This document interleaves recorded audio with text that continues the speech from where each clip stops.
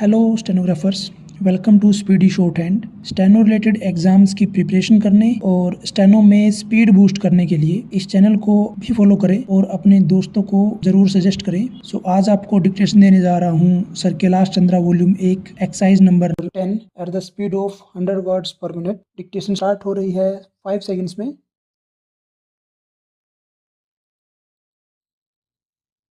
Start. In discussing the demands for grants of the Finance Ministry, we have got to see to what extent the administration of this particular ministry has led to the development of our national wealth and the securing of the welfare which our state claims to have in view. Madam, we must try to analyze very carefully the working of this particular ministry because it is not merely a department of the government, so to say, but it is nerve center of the administration of the country. I would like first to refer to the role of foreign capital because in determining the manner in which the permission of capital issues has been granted by the particular administration, we should keep in our mind to what extent the interests of our nation have been served. I fully endorse the statement which the previous speaker has made so far as repatriation of the investments made by foreigners and of profits are concerned. We have dealt with this topic quite a number of times, and I do not want to reiterate anything apart from only supporting what the Honorable Member who just now spoke said. I would now like to deal with the investments of foreigners in India.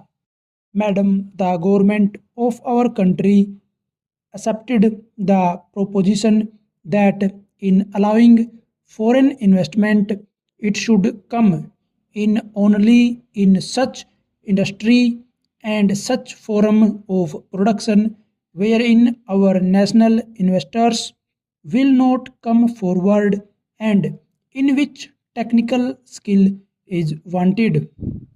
There is also one other factor which the industrial policy of our government of 1948 is adumbrated further in 1949 by the Prime Minister laid down. It specifically said that the control and ownership of such concerns should, as far as possible, be in the hands of Indian nationals and the technical know how of our country should be developed. I would like to emphasize the figures that have been put forward for the last few years from 1947 till the end of 1952 or the early part of 1952. It has been reported that rupees 19 crores of foreign capital have been allowed to be invested in our country. Of that, practically more than rupees 6 crores have been allowed to be invested in managing agency and trading enterprises in our country. So far as the government policy is concerned, we find that a sum of rupees 4 crores has been allowed to be invested this year. We do not know how it is to be used up. We have been told that during the period 1948-53, nearly rupees 35 lakhs have been allowed to be invested in textile machinery and generally in the textile industry. We have seen to what extent cotton and jute have been dominated by the national capital and to what extent they play the role as against the demand for them. We know further what the government is doing in regard to these industries and how the Indian counterpart in these industries are behaving. Then, why this further penetration of foreign capital? Even in regard to the expansion scheme, we find that paints, soaps, electric fans, and machine tools are some of the industries where the government is allowed foreign interest to establish or expand their factories. It will adversely compete with the production of the country when the indigenous producers do not find any market in this sphere.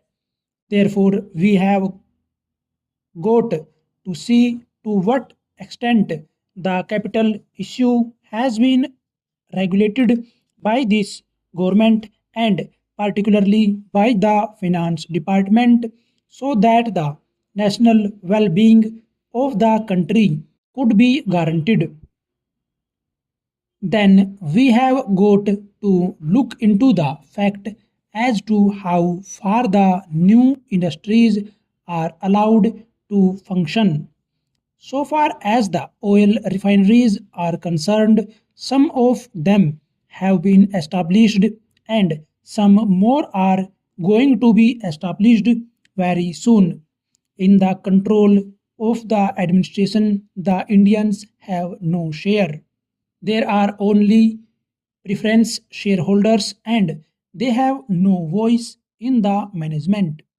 So far as the administrative aspect in this industry is concerned, the most important part of it is the technical know how.